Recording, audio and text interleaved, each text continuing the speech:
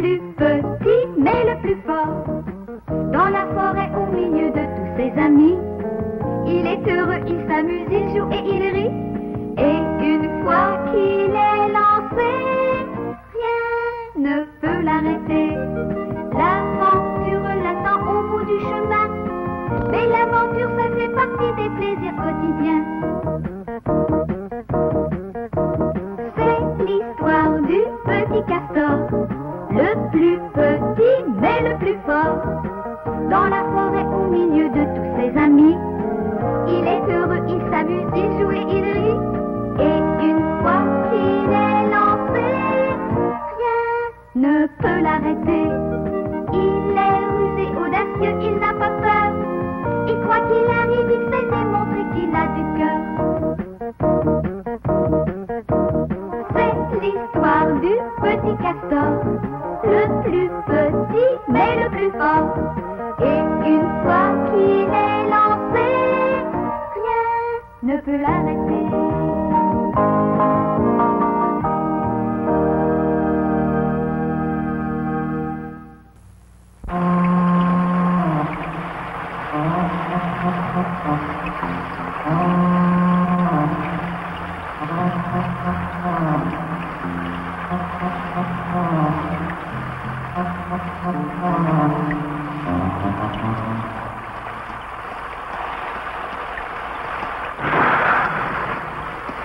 Si tout se passe bien, je verrai Castor dès demain. Tout s'est bien passé jusqu'ici. Normalement, je devrais voir Castor aujourd'hui. Il n'y a pas à dire, les pastèques du jardin de l'ours sont vraiment succulentes, non? D'autant plus que j'ai eu assez de mal à les voler. Ça leur donne meilleur goût.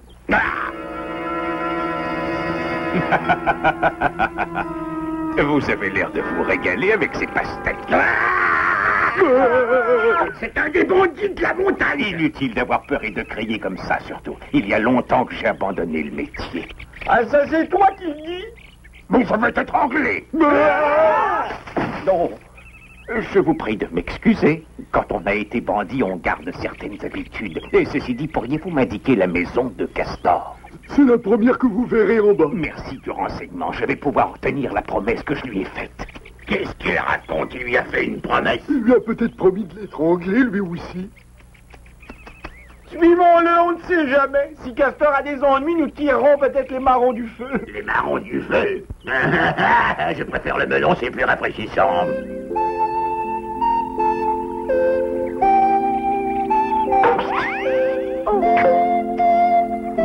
Oh, c'est toi, Tyrlène? Mais oui, Castor, c'est moi. Et je suis venu te voir pour remplir ma promesse. Pour une surprise, c'est une surprise, Tyrlène. Et que je veuille tenir ma promesse. Non, c'est pas ce que je voulais dire. Qui est-ce? Tyrlène, un ancien bandit de la montagne. Un bandit de la montagne? Ne t'affole pas, mon ami Tyrlène est devenu quelqu'un de respectable. Tyrlène, je te présente mon père. Je suis enchanté de vous connaître. Moi de même, monsieur Castor.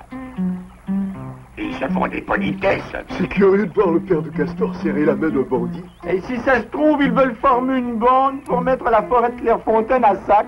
Tu crois, Finot? Ça m'étonnerait que Castor et son père se mettent à faire une chose pareille. Et si nous mettions la forêt à sac, tout le monde rejetterait la faute sur ce bandit. C'est ça que tu appelles tirer les marrons du feu, hein? Nous pourrons piller toutes les maisons, valer 100 000 pastèques sans que l'on pense à nous. Finot a parfois de bonnes idées. Avant de nous lancer dans le pillage, il faut faire savoir à tout le monde que ce bandit est ici. Je vais faire un appel discret à toute la population. Oyez, oyez, un bandit s'est installé chez Castor. Avis à la population, j'ai l'honneur et le plaisir de vous faire savoir qu'un bandit s'est installé chez Castor.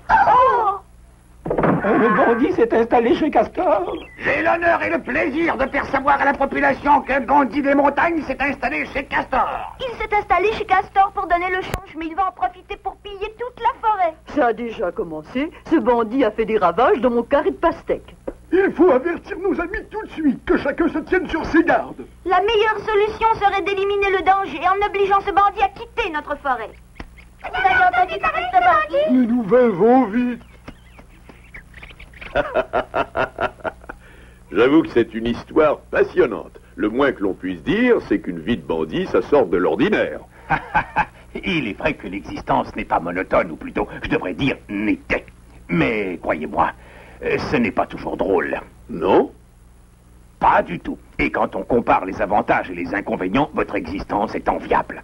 Votre forêt est belle, votre fils est courageux et sympathique, et je m'aperçois que je finis par être jaloux. Dans le fond, monsieur Castor, je ne suis qu'un raté. Je n'ai ni père, ni mère, ni frère, ni sœur, ni femme, ni enfant. C'est triste. Mais la solitude n'est jamais définitive. Et tout peut arriver quand on est courageux comme toi, mon vieux Tyrlène. C'est gentil ce que tu dis là. Bonjour, c'est nous. Oh! Comme je suis contente de vous revoir, monsieur Tyrlène. T'es venu nous voir pour prouver que tu tiens ta promesse? C'est ça. J'avais juré d'abandonner le métier de bandit. Et j'avais promis de venir vous rendre visite. Voilà, et je suis là. Oh! Qu'y a-t-il? Ça ne va pas, monsieur Tyrlène. Que se passe-t-il? Il a le front brûlant de fièvre, papa. Ton ami Tyrlène est sûrement malade. Excusez cette intrusion, mais on prétend que vous hébergez un affreux bandit. Oh, vous arrivez bien, docteur Book. Monsieur Tyrlène vient d'avoir une syncope. Le bandit? Je ne refuse pas de soigner un malade. Cependant, je suis investi d'une toute autre mission.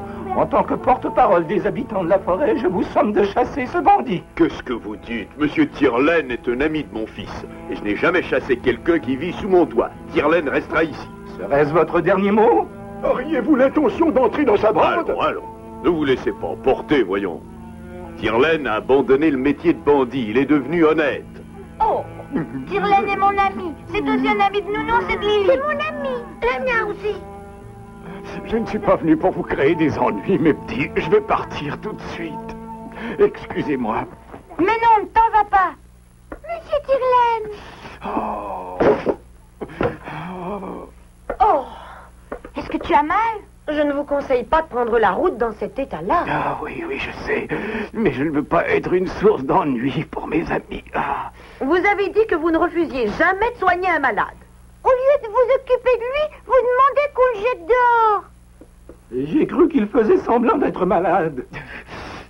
Mais c'est vrai, il est brûlant de fièvre. Il faut vite le mettre au lit. Nous vous avions chargé d'une mission. La première mission d'un médecin, c'est de sauver la vie des malades. Qu'est-ce que vous attendez? Vous avez entendu ce que j'ai dit? Mettez-le au lit tout de suite. Merci, vous êtes gentil, mais je dois m'en aller. Je suis indésirable ici. Vous êtes ici chez moi, et personne ne pourra vous empêcher d'y rester. Repose-toi. Je vais rester à côté de toi jusqu'à ce que tu sois guéri. Moi aussi, je reste là. Merci beaucoup. Jamais je n'ai été reçu avec autant de chaleur, autant de générosité. Je vais essayer de reprendre des forces pour guérir vite et pour ne pas vous ennuyer trop longtemps. Vous resterez tant que ce sera nécessaire.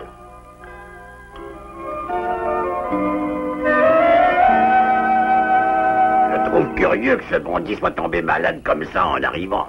Ça doit faire partie d'un plan bien établi. Et je sais lequel. Tyrlène s'installe chez Castor, en attendant que ceux de sa bande viennent le rejoindre. Qu'est-ce que je vous disais? Ils n'ont pas attendu longtemps, et les voilà qui arrivent déjà. Où? Hein? Où? Je dois avoir la vue qui faiblit, je ne vois rien. Je ne vois que le sol qui poudroie. Et vous ne voyez rien parce qu'il n'y a rien à voir, bien sûr. Ça t'ennuierait de t'expliquer. Qui nous empêche de dire que nous avons vu des membres de sa bande qui se cachent pour mieux piller la forêt? Je comprends, Finot. Nous pourrions jouer le rôle de ces bandits en nous mettant des masques. Je me demande où tu vas chercher toutes ces idées, Finot. C'est parfaitement normal, en toute simplicité. Ne dit-on pas rusé comme un renard? Ne triomphe pas trop vite. Attends de voir si ta ruse a fonctionné. Prétentieux. Si c'est comme ça, je n'aurai plus d'idées. Vous serez Finot, pas à la bande. Finot, personne ne songe à douter de tes capacités.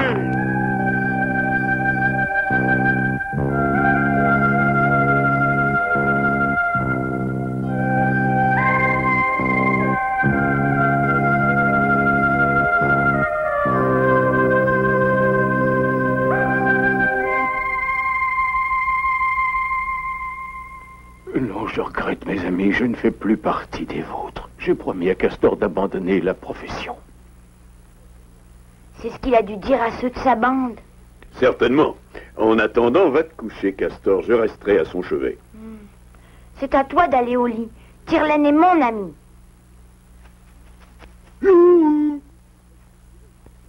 Tout est parfait. Tyrlène est en train de délirer et Castor et son père veillent sur lui. Formidable. La voie est libre maintenant. Vous y êtes? Allons-y.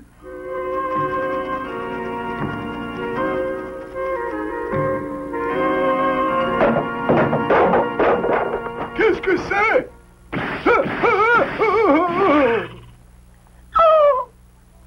Nous faisons partie de la bande à Tyrlène. À manger, et vite!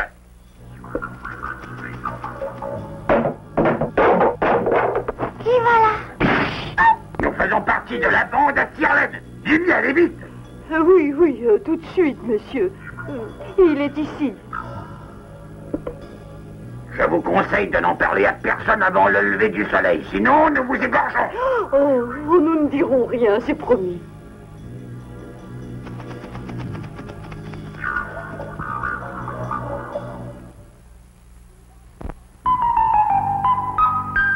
Les bandits ont enfoncé notre porte et ils nous ont surpris au milieu de notre sommeil. Ils ont frappé mon mari et ils ont exigé de la nourriture en disant qu'ils faisaient partie de la bande à Tyrlène. Ah! Et à vous, qu'est-ce qu'ils ont dérobé? Toutes les réserves de miel que j'avais pour l'hiver. Chez nous, ils ont littéralement vidé les placards. Docteur Bouc, tant que ce Tyrlène restera sous le toit de Monsieur Castor, nous serons menacés. C'est lui qui donne des ordres aux membres de sa bande, tout en étant à l'abri. Tyrlène ne ferait pas une chose pareille. Toi, rentre tout de suite à la maison. Je te croyais intelligent, mais tu t'es laissé convaincre par ce bon à rien. Il veut faire croire qu'il est devenu honnête, mais ce n'est qu'une ruse. Si ça se trouve, il a obligé Monsieur Castor et son fils à l'héberger sous la menace. Hein? Je vais aller voir ça de près. Comment Tyrlène aurait-il pu orchestrer tout cela alors qu'il a déliré toute la nuit sous nos yeux? Néanmoins, ce sont bien les membres de sa bande qui ont molesté et pillé d'honnêtes citoyens. C'est lui qui leur a indiqué le coup. C'est faux. Et d'abord, il n'y a plus de bande à Tyrlène. Ses anciens complices ont quitté le pays. Tu t'es laissé facilement convaincre comme nounours. Le pire, c'est qu'ils se servent de vous pour savoir où ils peuvent faire de bons coups. C'est de la folie douce. Les plus fous ne sont pas ceux qu'on pense. Puisque vous ne voulez pas comprendre, nous allons prendre des mesures pour vous chasser de Clairefontaine. Hein? Qu'est-ce que vous dites? Hein?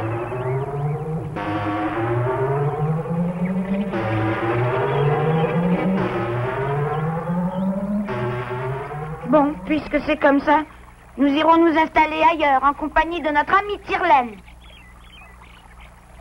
Il n'est pas question de chasser un ami qui habite dans notre propre maison, quoi qu'il advienne. N'est-ce pas, papa? C'est vrai. Il n'en est pas question. Nous allons donc quitter la forêt de Clairefontaine, tout plutôt que de trahir un ami. Oh, maman! Oh. Écoutez, Monsieur Castor. Il ne faut pas vous lever, c'est imprudent. Retournez vous coucher. Non. Ce n'est pas à vous de quitter Clairefontaine. Je vous suis très reconnaissant, mais je vais m'en aller tout de suite. Jamais. Vous n'êtes pas en état de partir. Nous en reparlerons lorsque tu seras complètement guéri. Pour l'instant, tu restes ici. Non, Castor, tu es très gentil, mais je vous ai déjà causé assez d'ennuis comme ça. Oh, Castor, j'avais oublié de te le dire. J'ai laissé un sac dans la maison. Tu y trouveras des trésors de la montagne. Distribue-les à tes amis. C'est gentil à toi de nous avoir laissé ces choses précieuses, mais tu ne vas pas partir. Si, Castor, il le faut. Tyrlène! Je dois vous apprendre une terrible nouvelle. Il y a 50 000 bandits à l'orée de la forêt. 50 000 bandits? Je ne les ai pas comptés exactement, mais je sais que Maître Hercule est à leur tête. Et je sais qu'il compte nous attaquer au crépuscule. Tu es sûr de ce que tu avances? Nous sommes perdus. Qu'allons-nous faire? Ils vont nous massacrer. Et comment nous défendre? Nous ne pouvons rien faire, autant nous rendre. Non. Ce sera encore pire si nous nous rendons. Maître Hercule nous fera souffrir. N'importe comment, nous allons souffrir. Nous pourrions peut-être partir en exode. Je vais m'occuper de cela. Toi? J'ai connu Maître Hercule dans le temps. J'irai le voir et je le persuaderai de ne pas attaquer Clairefontaine. Comment réaliserez-vous cet exploit? Il n'en réalisera rien du tout. Il va rencontrer son ami Hercule et il va lui donner de précieux renseignements. Hercule doit l'attendre avec impatience. Si vous redites ça, je vous écorche vif. Toujours cette vieille habitude. Il y a quelque temps, j'ai eu affaire à Castor et à ses deux amis. Devant leur courage et leur générosité, j'ai promis de m'assagir et je suis venu dire que j'avais tenu ma promesse. Et nous le croyons. Mais comment se fait-il que 2 maisons aient été pillées cette nuit? Je ne vois que 2 solutions. Ou c'est Maître Hercule qui a fait le coup en prétendant faire partie de ma bande, ou c'est un des vôtres qui a profité de la situation. Impensable! Notre communauté ne comprend pas d'aussi sinistres personnages. C'est ce que j'allais dire. Puisque tu es encore là, toi, tu vas me conduire à l'endroit où tu as vu Maître Hercule. Oh!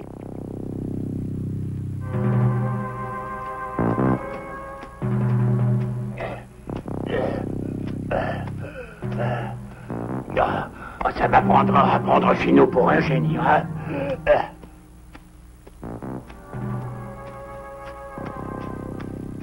Allez, nounours, dépêche-toi. Est-ce que tu crois vraiment qu'ils vont nous attaquer? Je n'en doute pas un seul instant, puisque Garou les a entendus. Mais tous ces imbéciles partent en exode. Nous allons piller les maisons abandonnées. J'espère que Garou va savoir se tirer d'affaire.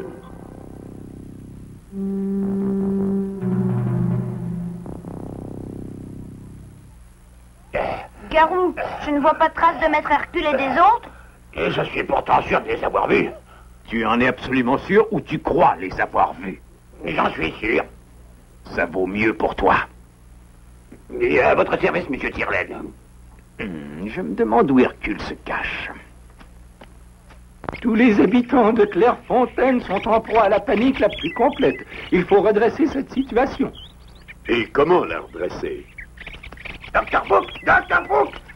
Je viens de voir Tyrlène serrer la main à Maître Hercule. Ils vont nous attaquer. Tu les as vus se serrer la main, c'est vrai? Comme je vous vois, oui. Et Castor, qu'est-ce qu'il est devenu? Castor, une main criminelle l'a poussé dans un précipice. Hein?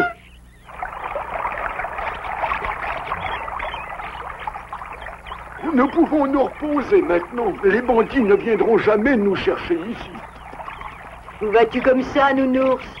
Je vais voir ce qui se passe dans le village.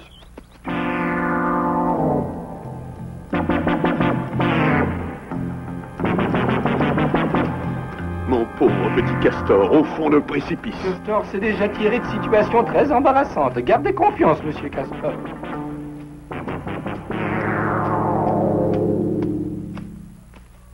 Oh, monsieur Tyrlène. Castor! Comment va-t-il? Rassurez-vous, votre fils est juste évanoui. Oh, Dieu soit loué, il vit. Et maintenant, vous allez nous dire pourquoi vous l'avez poussé dans le ravin. Qu'est-ce que vous racontez? Ce n'est pas moi qui l'ai poussé, c'est Garou. Comment? Oserez-vous nier aussi que vous avez serré la main à votre ami Maître Hercule? Je le nie parfaitement. Nous n'avons pas vu trace de Maître Hercule, pas plus que des bandits. Castor vous le confirmera. Toute cette histoire a été montée par Garou. Au fait, oui, j'y pense. C'est Garou qui a prétendu voir 50 000 bandits. Oh, il est peut-être aussi à l'origine des pillages de cette nuit.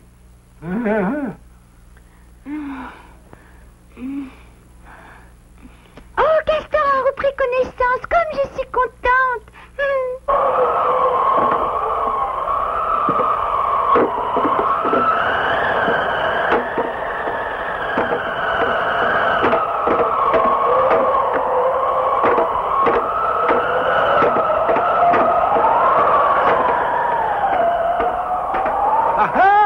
Tout ce que nous ramasserons ce soir sera porté au crédit d'Hercule et de Tyrlène. Assez parlé, au travail. Allons-y. À présent, chez Lulu. Je ne vais tout de même pas les regarder faire. Manaï! Ah, je m'en doutais. C'est toi. Tu voulais ravager toutes les maisons en mettant ça sur le dos de la bande à Tyrlène. La dernière heure est venue.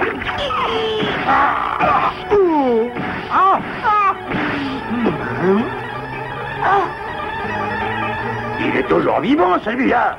Oui, et tu vas t'en apercevoir, espèce de triste individu. Un petit peu. Allez, que vous manquez plus que Tyrlène. Les carottes sont cuites.